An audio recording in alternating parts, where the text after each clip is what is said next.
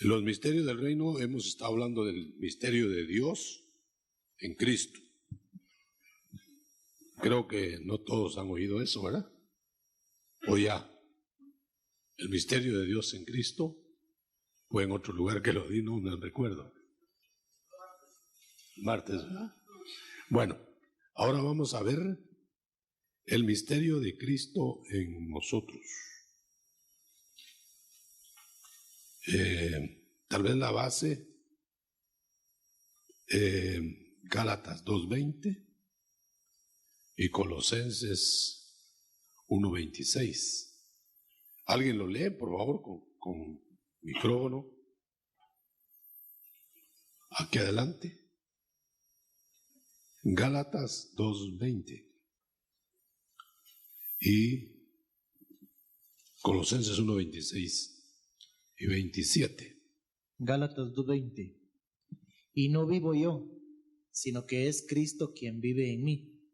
La vida que vivo al presente en la carne, la vivo en la fe del Hijo de Dios, que me amó y se entregó a sí mismo por mí. Y Colosenses Colosenses 1:26. 1:26. Dice: al misterio escondido desde siglos y generaciones y manifestado ahora a sus santos, 27. a quienes Dios quiso dar a conocer cuál es la riqueza de la gloria de este misterio entre los gentiles, que es Cristo entre vosotros, la esperanza de la gloria. En vosotros. Bueno, no sé si decía de otro modo ahí, pero la idea es que está Cristo viviendo dentro de cada uno de nosotros. Ahora, ¿por qué no se reproduce la vida de Cristo en nosotros? ¿O por qué no siempre se reproduce? ¿Está viviendo Cristo en nosotros? La verdad. La otra verdad es que Él quiere reproducir su carácter en nosotros. Entonces, ¿por qué no lo vemos? Quiere decir que el misterio que vamos a tratar de examinar es ¿por qué y qué impide que la vida de Cristo se manifieste en nosotros? A veces pensamos que solamente por los carismas es que se va a manifestar. Pensamos que Cristo en su encarnación hacía milagros, los carismas del Espíritu. Entonces decimos nosotros, si está Cristo en nosotros, deben haber carismas. Si estamos unidos, deben haber carismas en nosotros semejantes a los que Cristo hizo o tuvo. Y es cierto, es una verdad. Pero usted ve que no siempre se manifiesta. O siempre. Usted puede hacer un milagro en el momento que quiera. Usted puede producir un carisma a voluntad personal. Creo que no. Yo creo que aquí estaría el manipuleo, aparente manipuleo, que quisiéramos nosotros hacer del Espíritu Santo, cosa que no procede. Pero no ese es el punto. El punto es, ¿será eso nada más la vida de Cristo en nosotros? No. Debe haber carácter de Cristo reproducido, manifestaciones de la vida que Cristo tenía, es decir, anhelo de santidad, anhelo de perfeccionamiento, la palabra viva en nosotros, que viva en nosotros. Yo quisiera que hiciéramos un detalle, hermano, sin menospreciar los carismas que ya establecimos, que son para ser vistos, para ser evidenciados. Cristo no los trajo en su ministerio personal para esconderlos. Los trajo para que fueran la evidencia de que venía del Padre.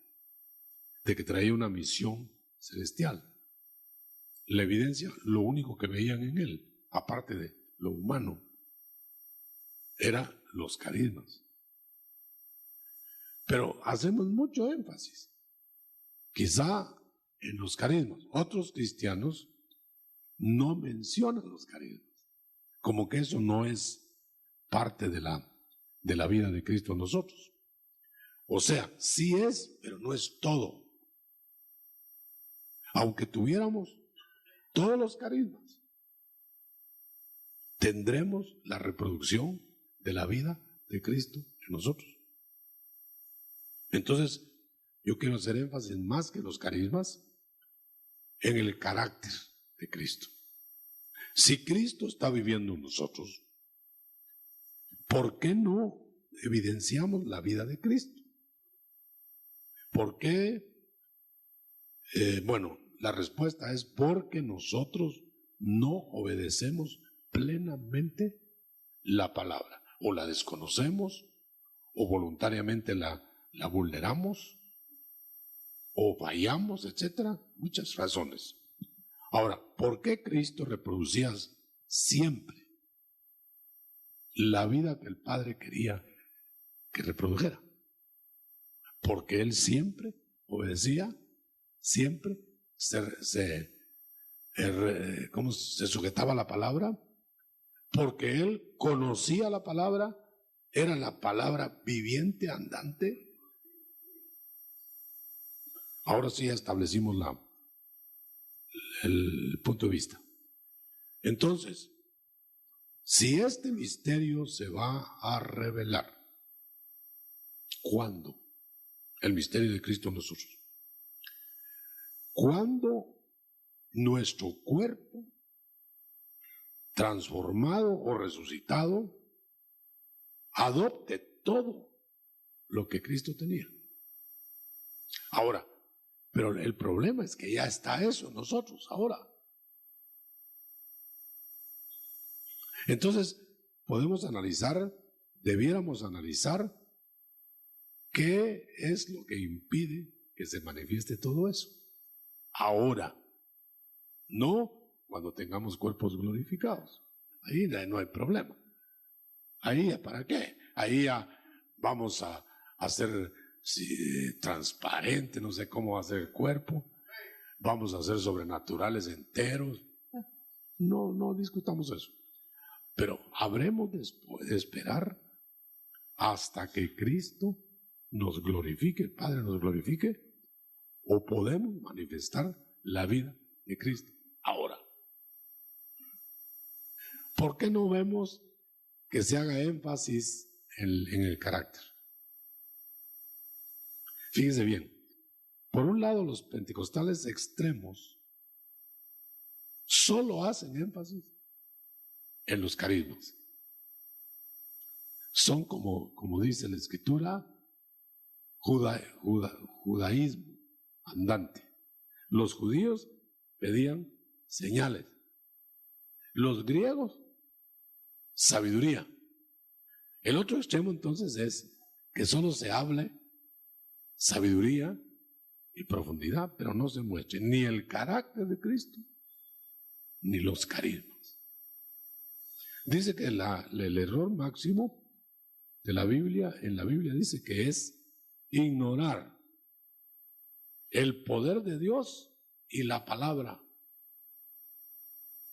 Entonces, son dos pies con los que caminamos. Tener la palabra conocida, queriéndola vivir, y el poder. Bueno, ahora, ¿para qué el poder y para qué la palabra? Bueno, se combinan. Entonces nosotros debemos manifestar no solo el poder, sino el efecto de la palabra, pero primero en nosotros, antes que exigirlo en otros. El error quizá que cometemos muchas veces ministros,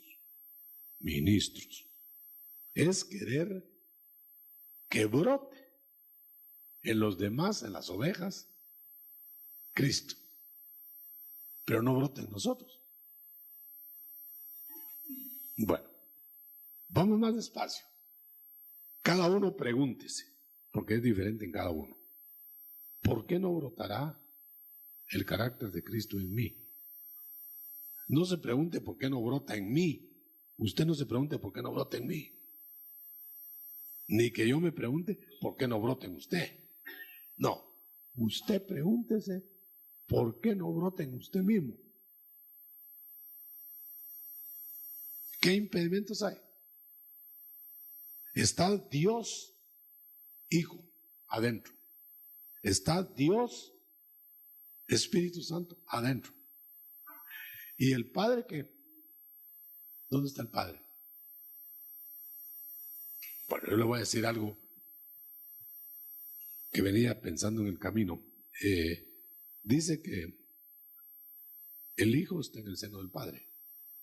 La esencia que baña al Padre, baña al Hijo. Entonces, es como que si adentro de Cristo está Dios. ¿Cierto o no? Entonces tenemos a los tres. Porque Cristo lleva adentro no solo el Espíritu Santo, gracias, sino a Dios. Porque ahí va el Hijo, y el que tiene al Hijo tiene al Padre. Bueno, entonces lo tremendo es que tenemos a los tres, hermano. Ahora, ¿por qué no ven ni siquiera uno de los tres?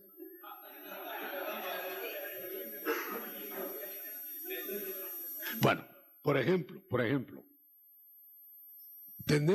tenemos adentro al Hijo por espíritu. El espíritu del Hijo es el mismo que el de nosotros, más bien está unido. Bueno, ¿por qué no lo evidenciamos? El espíritu. ¿Qué es el espíritu del Hijo? Es el carácter humano de Jesús adentro. Ahora, ¿qué es el Espíritu Santo? Es el Dios Espíritu con poder, con toda la plenitud, porque no tenemos un poquito adentro de nosotros, porque no se manifiesta. Ahí se debían manifestar carismas, poderes. En el Hijo, carácter. Y en Dios, la esperanza de la glorificación. Bueno, la glorificación, espérese que todavía falta. No sé cuánto tiempo. Vamos a suponer que dentro de un año viene el Señor por nosotros, parucía. Entonces los que seríamos transformados ahí recibiríamos la plenitud del Padre. Pero mientras tanto, ¿qué está haciendo la divinidad adentro de nosotros? Ese es el punto. Bueno, yo no sé hasta qué punto usted y yo valoramos que tenemos a la divinidad adentro. Yo creo que si le decimos esto a la gente de la calle, párese en una esquina y dígale así cuerdo como está. No loco. Cuerdo. Pare y dígale al primero que pase, mire, fíjese que yo tengo a Dios adentro. Se lo llevan al mani, hermano. Dígale a alguien que usted tiene a Jesús adentro. Tal vez no se lo lleva, lo tolera un poquito más. Dígale usted que la divinidad está dentro de usted. ¿Quién entiende eso? Si nosotros aquí que suponemos nos damos por hijos y lo somos, no lo entendemos. O si entendemos que bueno, primero voy a preguntar, ¿cuántos creen que tenemos la divinidad adentro? Ah, vaya, entonces sí podemos partir de ahí. Entonces, ¿qué pasa que no se ve? ¿Qué pasa que no se manifiesta? Bueno, no analicemos todo, hermano. No vamos a tener tiempo. ¿Por qué no analizamos el carácter de Jesús adentro? Pues nos vamos a los carismas. nos vamos al poder del Espíritu también, o a la glorificación del cuerpo. No, no, no. Jesús en nosotros. Ese es el misterio que estamos analizando. Jesús viviendo, o Cristo viviendo adentro de los suyos. ¿Qué querrá hacer, hermano? Pongámonos claros. ¿Qué querrá hacer la divinidad viviendo dentro de nosotros? Si alguien se convierte bien temprano y vive toda una vida de cristiano, toda esa vida, 40, 50 años de cristiano, el Espíritu o la divinidad dentro está tratando de poner la imagen de esa divinidad en nosotros. Y fíjense que en unos se ve algo, en otros no se ve nada, en otros no hay modo que se lo creamos. Algunos tienen cierta estatura, otros menos, siendo hijos. Entonces, el déficit entre la realidad de ser hijo manifiesto y el no tener nada de eso, esa diferencia es lo que nosotros le negamos al Espíritu Santo. Bueno, ¿por qué hay algunos hermanos que han crecido dentro del carácter de Cristo, han crecido en paciencia? Otro es sumamente impaciente, pero ha crecido en alabanza. Otro alaba muy bonito, pero no ha crecido en paciencia, etc. Entonces, ponga todos sus déficits. Póngalos. ¿Por qué nos airamos? ¿Por qué inclusive llegamos a golpearnos entre unos y otros? ¿Por qué odiamos? ¿Por qué? Ponga toda la lista, no cabría en una hoja. Porque esa es la diferencia entre la entrega nuestra a la divinidad que está dentro. Bueno, yo nunca he oído de campañas de santidad divina. Solo de sanidad, porque todos queremos estar sanos.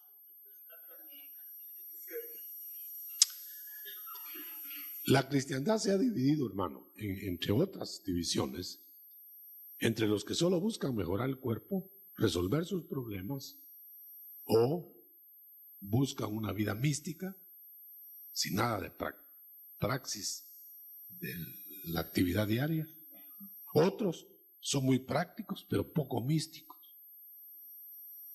No, en Patmos no verían más que la isla.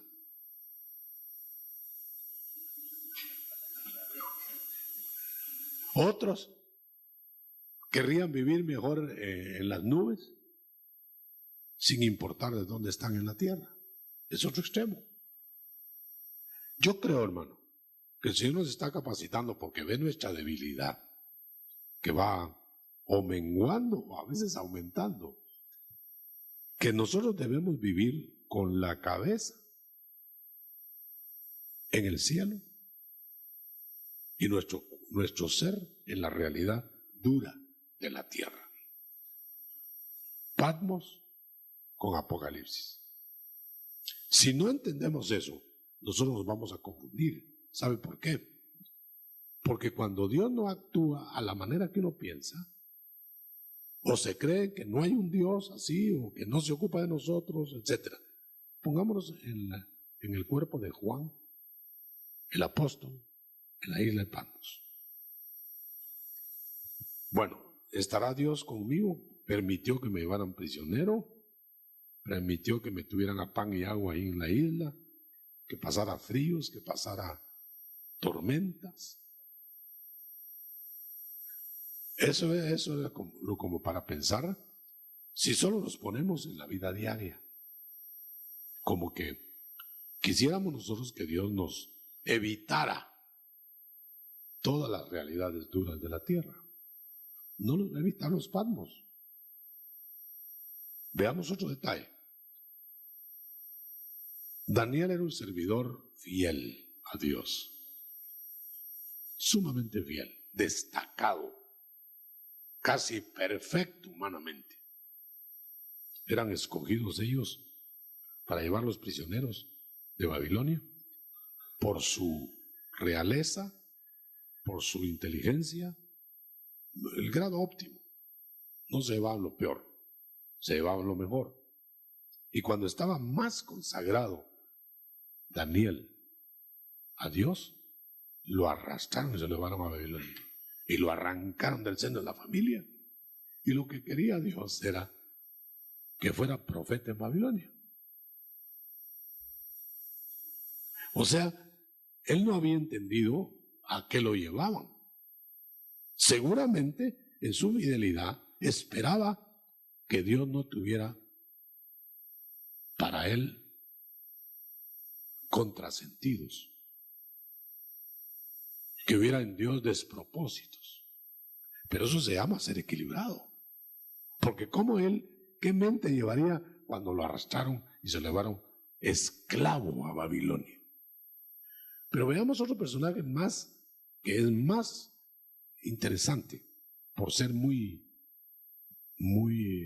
degradada ante los hombres. La esclava que le lavaba la ropa a Naamán. Ella la llevaron una esclava hebrea a Babilonia. Era una mujer cualquiera, no tenía ninguna medalla. Sin embargo, ¿qué era lo que hacía lavando la ropa a Naamán? Testificar del Dios de Israel.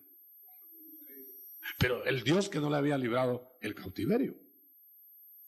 El Dios que parecía haberse olvidado de ella. Pero el propósito de Dios era llevar el mensaje al general Naamán. Mientras no entendiera ella eso, podía pensar humanamente: Dios me olvidó, Dios no me libró, Dios permitió mi esclavitud. O sea, lo que quiero denotar, hermano, que es importante que nosotros reproduzcamos en nosotros la imagen de Cristo. Pero primero en carácter, entender los propósitos de Dios. Bueno, hay una palabra que lo viene a poner más claro. Cristo dijo: mi Padre siempre estuvo conmigo. Nunca se despegó. Siempre lo protegió. Porque yo siempre hacía, dice el Señor, lo que a Él le agradaba. Quiere decir que la obediencia, la sujeción al Padre, era la que le daba la calidad de hijo. Ahora, note, cuando lo llevan a la cruz, que Él grita que como que estaba abandonado. Interesante. ¿Por qué luego reacciona en la cruz? Como diciendo: yo no entiendo por qué tengo que subir así, pero yo sé que ese es tu propósito. Dentro del plan de Dios, tenía que pasar por el Calvario. Lo interesante es que el Hijo lo entendió. Entonces, entender el propósito de Dios para tu vida es vital. Vital. Vamos a suponer, mire, pongámoslo más práctico. De repente te llegan a capturar y te llevan a una cárcel. Como cristiano, no has hecho nada. Porque si hiciste algo, las debes. Va, y te llevan preso. Y te tiran a una cárcel nauseabunda de las que abundan. Vaya, ¿qué pensarías? Dios me olvidó, Dios no me protegió, Dios no me cuidó, etc. Bueno, muy bien. Y si el propósito de Dios era que le fueras a hablar al más perdido de los perdidos que estaba en esa cárcel, mientras no lo entendieras, le atribuirías a Dios despropósitos. Quiere decir, hermano, que para mí lo más importante, según estoy viendo, sin descartar lo demás, es dejar que en nosotros se reproduzca el carácter de Cristo, la mente de Cristo, que se reproduzca los sentimientos de Cristo, las metas de Cristo. Entonces nosotros vamos a entender al Padre. Y a donde vayamos, le vamos a dar nuestra voluntad al Padre. No entiendo, Padre, por qué va a pasar esto así, pero tú lo has decidido. Amén. Cualquiera diría que se vuelve uno conformista, pero lo que se está volviendo, bueno, es incondicional del Padre. Muy bien. De este misterio nos pasaríamos hablando toda la eternidad y no lo agotamos. El misterio de Cristo viviendo en nosotros. Para redondearlo, nos daremos cuenta nosotros, hermano, que el carácter de Cristo no se forma porque nosotros no lo dejamos. Yo he oído cristianos que dicen, y quizá alguna vez lo ha dicho uno mismo, es mi carácter. Aguántenme así porque ese es mi carácter. Pero ¿por qué no desalojar ese carácter? Y dejar que aflore el de Cristo. Porque estamos muy contentos con nuestro carácter. Ese es mi defecto, mi debilidad, déjenla ahí. ¿Por qué? ¿Por qué no deponemos todo lo que el Padre nos pide, lo que Dios nos pide? Yo me he puesto a pensar cuando Abraham, que era el padre de la fe, le pidieron a uno de sus hijos. Le pidieron primero al que fue producto de pecado, de una debilidad, de una, como dijéramos, estaba él muy aprisa y creía que Dios estaba tardando su promesa. Mejor la hago yo, digo. Y nació Ismael. Bueno, ahora, de repente Dios le pide a Ismael, dice, te lo doy, con tal que no me vayas a pedir al otro. Y así que le da al que era fácil darle. Dame a Ismael, echa a Ismael de la casa. ¿Cómo no, Señor? Iba para afuera. Pero el corazón de Abraham estaba en el otro, en Isaac. Entonces, ya cuando dijo, cualquier vez que le hablaba, decía, peor si me va a pedir a Isaac, el único que me queda. Y Dios le pedía esto, le pedía lo otro, y se lo daba, y se lo daba. Nosotros estamos prestos a darle lo que menos nos cuesta dar. En eso, donde Abraham, heme aquí, Señor, dame a Isaac. Ahí fue el tope. Ya sabía que me iba a pedir.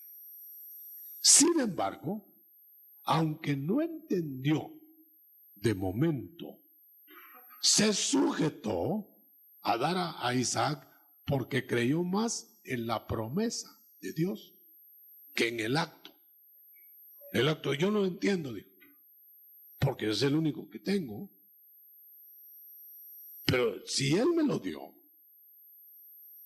Él de alguna manera arreglará su problema. Aquí está, Señor. Yo creo que ahí le nació a Abraham. Seguramente me lo va a devolver. Por el tamaño de fe que tenía. Cuando nosotros tengamos contratiempos, adversidades, como cristianos fieles, nunca le atribuyamos despropósito a Dios. Todo el libro de Job lo grita. Yo le he contado a usted la experiencia que tuve con mi padre, grave, cuando él estaba en una enfermedad de final, y yo iba a orar por él. Porque decía yo, bueno, que la sanidad uno la maneja, ¿no? Sobre todo siendo siervo de Dios. Y yo veía los milagros en los momentos oportunos. Y cuando iba a orar por él, habló el Espíritu de Dios a mi corazón y con voz audible. Cuando yo no sano un cuerpo, estoy purificando un alma. Entonces yo no había entendido que la enfermedad de mi padre tenía dos propósitos. Primero, darle tiempo a que él entendiera el plan de Dios, pleno. Y segundo, que el tiempo de él había terminado para que empezara otra etapa.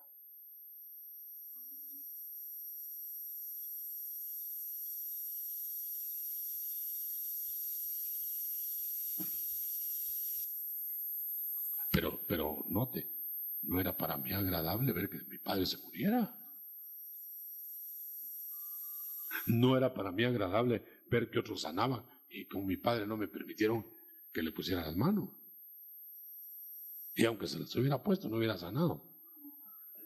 Solo me estaban avisando. ¿Por qué no? Yo recuerdo el caso de una hermana hace mucho tiempo en la iglesia, que el Señor le permitió un esposo.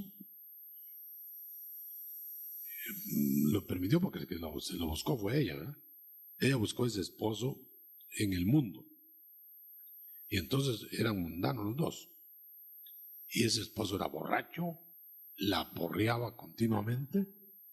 Y cuando ella se convirtió, le daba una vida imposible de aguantar. Y le pedía al Señor, Señor, convierte a mi esposo, yo soy tu hija, yo soy tu sierva. Pero se cansó de pedirle a Dios. Y de ajuste tuvo una hija lisiada. Y le pedía, Señor, si tú me dieras la sanidad de mi hija, si tú me compusieras a mi marido que se convierta, que ya no me pegue por ir a tu casa, si tú hicieras eso, yo estaría sirviéndote mejor. Esa era la mente de ella. Entonces el Señor tomó a un hermano de la iglesia. Bueno, yo se lo digo claro porque me tomó a mí. Y yo sin saber lo que estaba pasando con la hermana. Una mañana amanecí como que quería hablar solo con esa hermana. Y me fui a la iglesia, yo tengo que hablarle porque recibí del Señor que le dijera que no le quitaba el peso del marido borracho, ni arreglaba la situación de la hija, porque por esas dos razones era que ella tenía tanta intimidad con Dios, buscaba a Dios. Pero llego yo a la iglesia y no había modo que llegara la hermana. Esa vez ella es la primera que llegaba, se sentaba hasta adelante, devociones, mire, y con unos carismas celestiales. Pero esa vez llegó tarde, desganada, y yo la estaba esperando. Y entonces la llamé cuando entró, al fin entró, ya tarde. Y se sentó hasta atrás, se iba a sentar hasta atrás, con la Biblia colgando así de la mano. Bueno. Y entonces le dije, venga acá, el Señor me habló. Para muchos es locura eso, decir, el Señor me habló, ¿verdad? El Espíritu me habló. Creen que Dios no habla así. Yo les aseguro que sí. Y la Biblia se los asegura también. Entonces le dije, mire hermana, el Señor me mostró esto y esto, que no le compone su marido, ni a su hija todavía, o no la compone, porque esa es la manera como hace Dios que usted lo busque, de la manera que lo busca y de la forma como tienen intimidad. Hermano, y yo le contara lo que esa mujer tenía de Dios, con esa adversidad.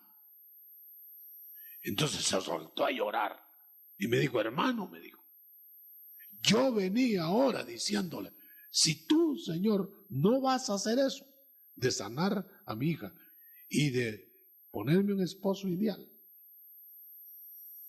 dime a lo menos por qué. Porque yo, y voy a ir a tu casa, le dijo. Así le hablaba a ella, a Dios. ¿No lo va a intentar usted? En la modalidad de ella. Porque yo ya no voy a volver a ir a tu casa, Señor. Si no, a lo menos me dices por qué. Y me cogen a mí, hermano, para que le dijera.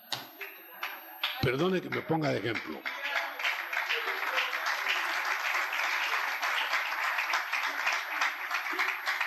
Pero oiga usted, esta mujer era del calibre con Dios. Le voy a contar dos cosas que pasaban para que vea usted cómo Dios oía unas cosas y no le contestaba otras. Y hasta le explicó por qué. O sea, que si nosotros no reproducimos por fe el carácter de Cristo en nosotros, no vamos a entender los planes de Dios. Mire, esta hermana se puso, y eso a mí me consta porque yo lo viví, en familia éramos poquitos.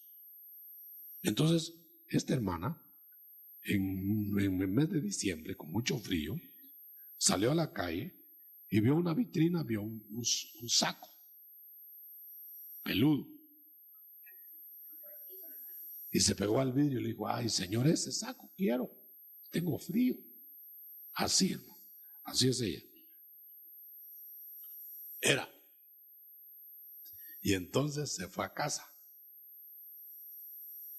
Cuando llegó a casa estaba una persona en la puerta de la casa. Esas cosas las vivimos múltiples en la iglesia desde el principio. Y entonces le estaba esperando con un paquete. Y le digo, mire hermana, el Señor la hizo levantarse a ella, a la persona esa. Y a esas horas con frío y todo, ir a buscar a la hermana. Y de paso que no estaba porque andaba en la calle viendo vitrinas. Al fin llegó y le entregó el paquete. El paquete era ese saco, igualito. Pero eso no es nada, oiga esto. Oiga esto. Usted ve cómo Dios le contestaba en cosas mínimas y no le contestaba en lo otro. Qué contrasentido, ¿eh? Bueno, si Dios le habla por un suéter, por un saco, ¿por qué no le arregla su casa? ¿Se acuerda cuando los fariseos dijeron, si el Señor podía sanar a Lázaro, ¿por qué no lo sanó? Ahora dice que lo va a resucitar. Tenían contrasentidos. Bueno, pues esta hermana, esa su hija lisiadita, la estaba bañando. Y no tenía ropa nueva, ropa limpia para ponerle. Bien pobre. Entonces le digo, Señor, tú sabes lo que yo necesito. Tú has sido mi amparo porque tú sabes que mi marido me deja sin gasto y sin nada, borracho, semanas enteras. Le hizo dos cosas, hermano. Yo le estoy contando vivencias, no estoy contando lo que pasó en Alaska en el año 1.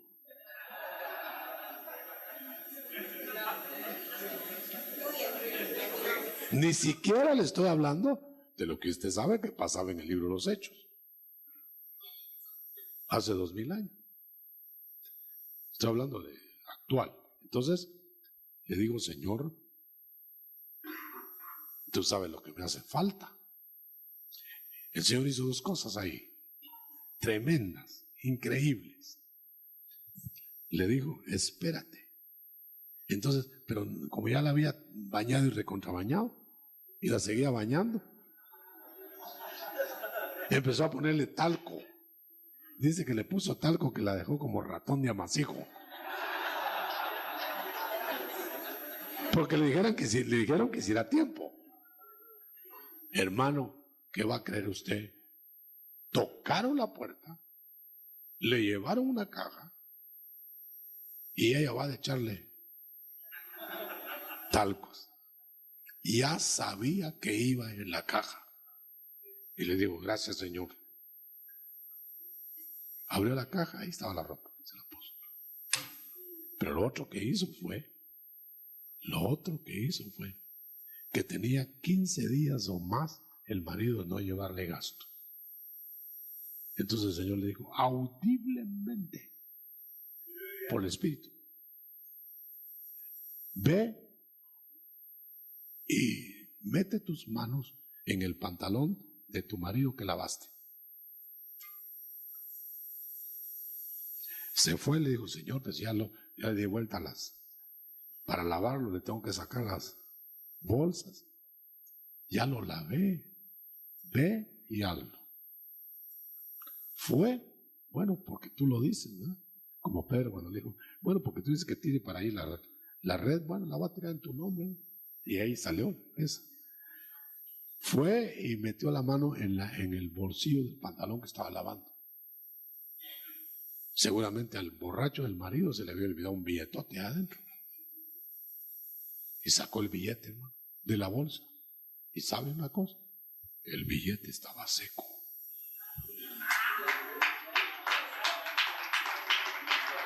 Démosle un aplauso a ese.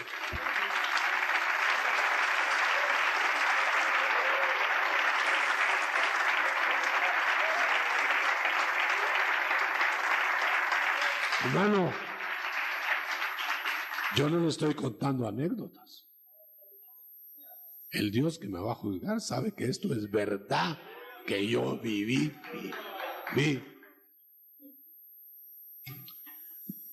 Si le contestaban esas cosas, ¿por qué no le contestaban lo otro que era tan importante para la vida de esta mujer?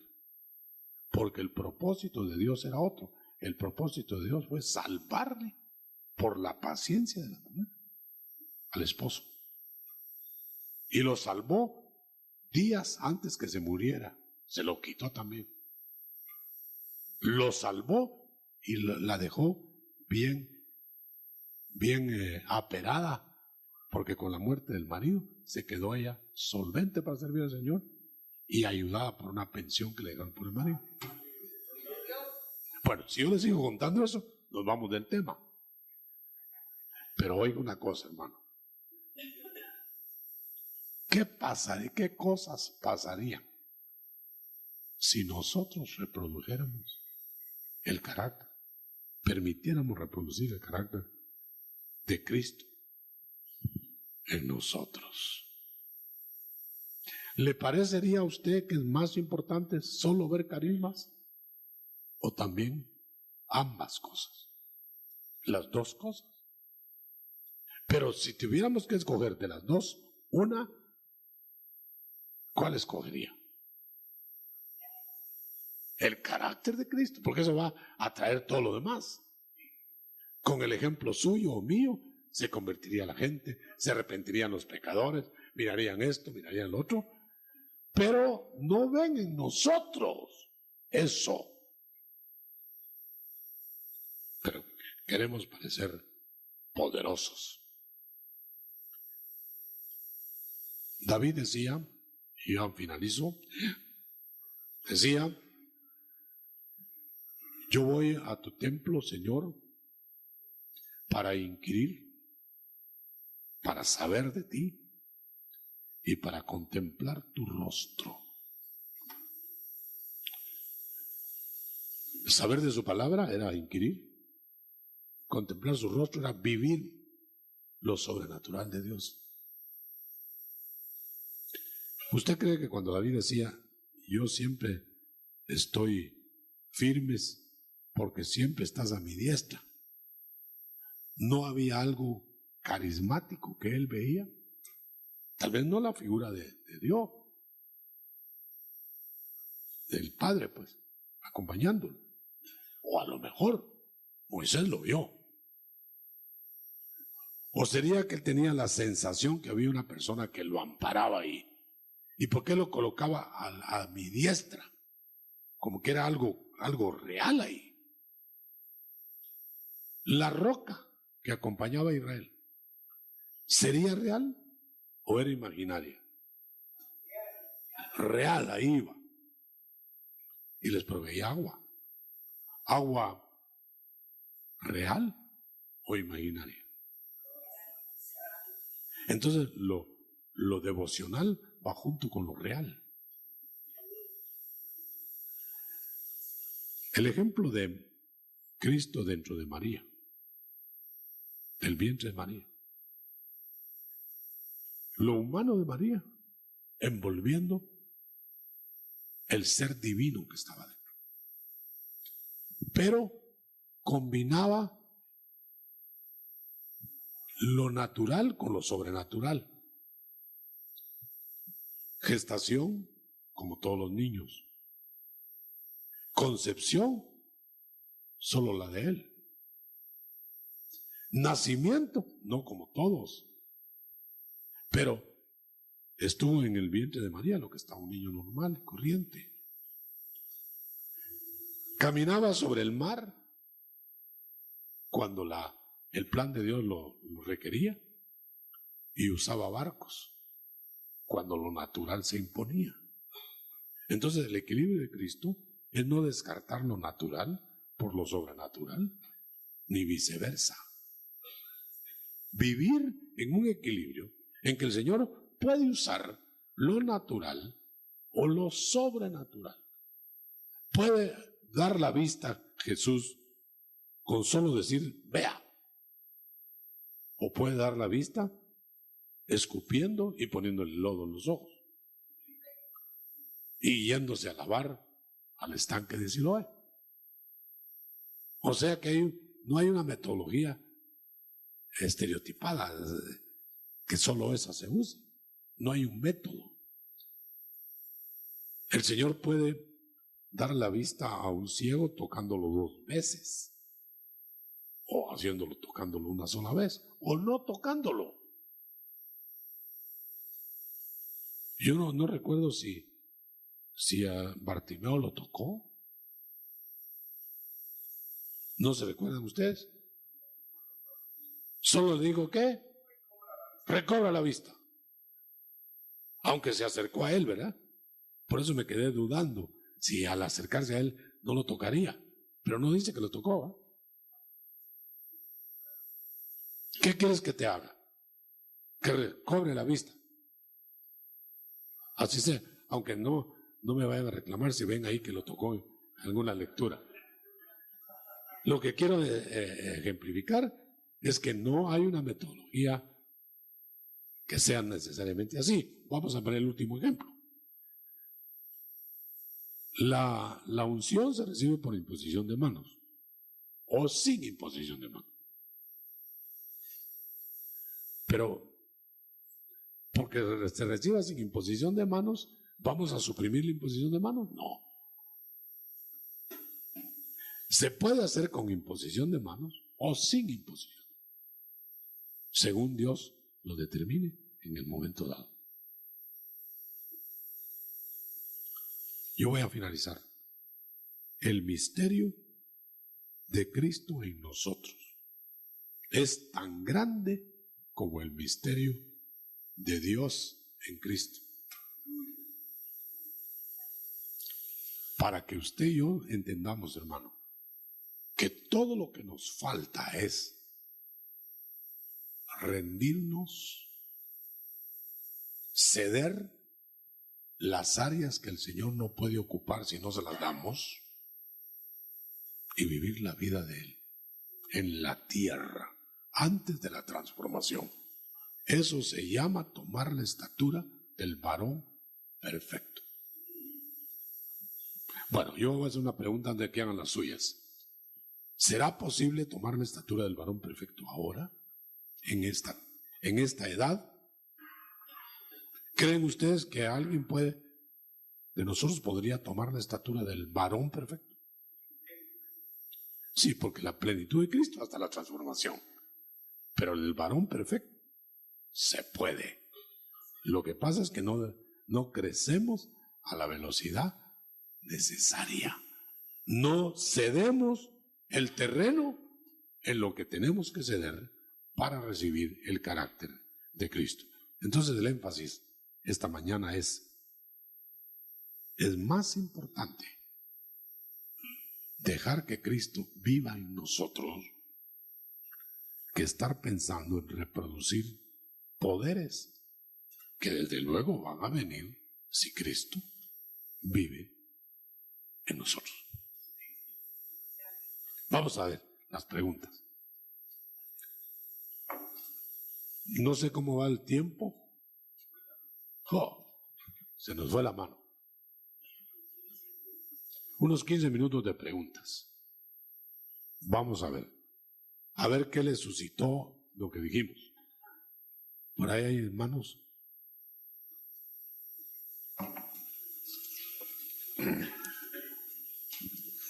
Gloria a Dios. Hermano apóstol, Dios los bendiga. Con relación al carácter de Cristo, cuando la palabra de Dios habla acerca de que Moisés prefirió ante los vituperios de Cristo que los tesoros de los egipcios, ahí se estaba estableciendo el carácter de Cristo en Moisés.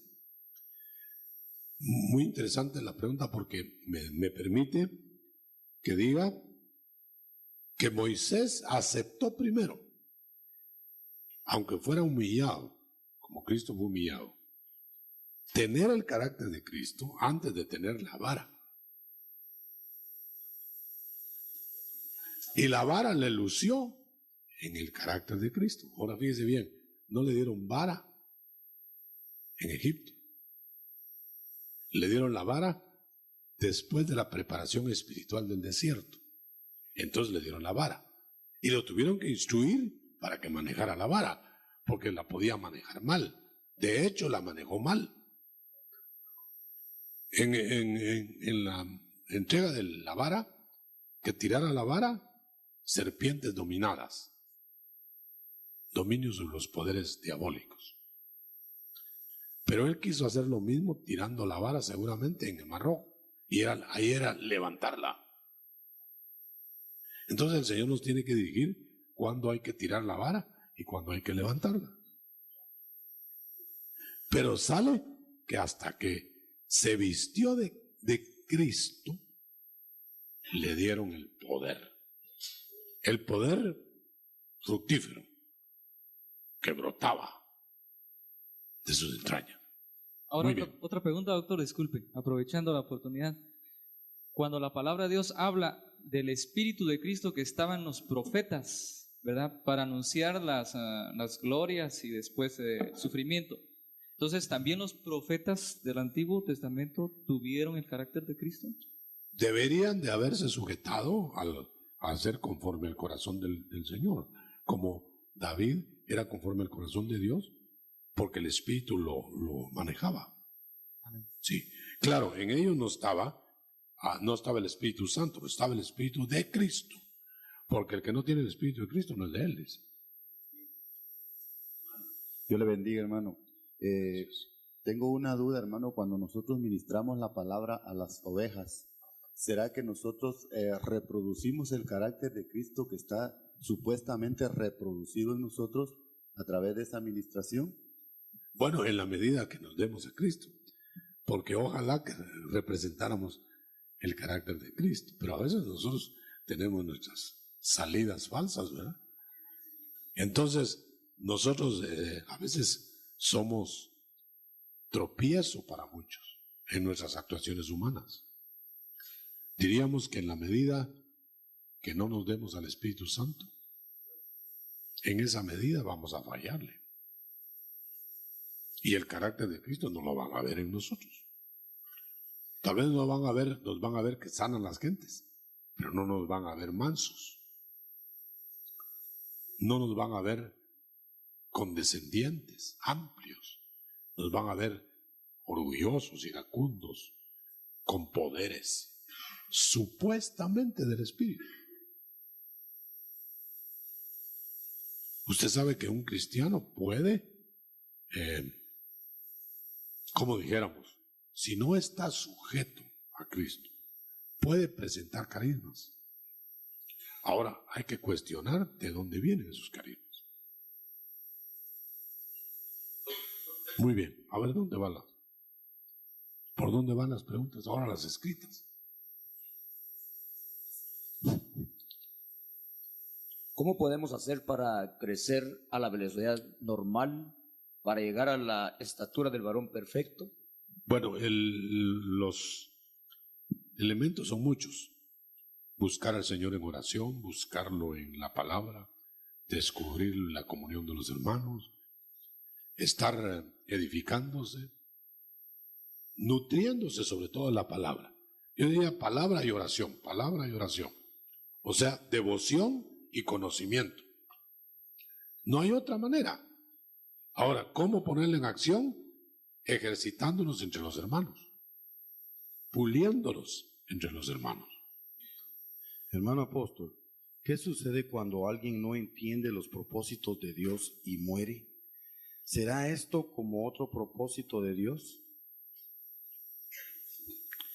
Bueno, Dios a veces tiene que cortar a una persona porque no le crece, lo ha podado y no da resultado, lo ha conminado, le ha hablado, que no ha hecho. Entonces lo que hace el Señor es cortarlo para salvarlo. Ahora, de ahí viene una derivación bastante delicada. ¿Qué pasará? Porque pues, ustedes saben que por eso se inventó un lugar en donde se van a pagar esas deudas insolventes. Cosa que la Biblia no dice. Lo que pasa es que si una persona muere en un pecado, nosotros no nos damos cuenta, cuando es cortado, cómo finalizó en esta vida. Nosotros solo vemos que murió, pero no sabemos su agonía, no sabemos el trato de Dios con esa persona para no llevar pecados insolventes.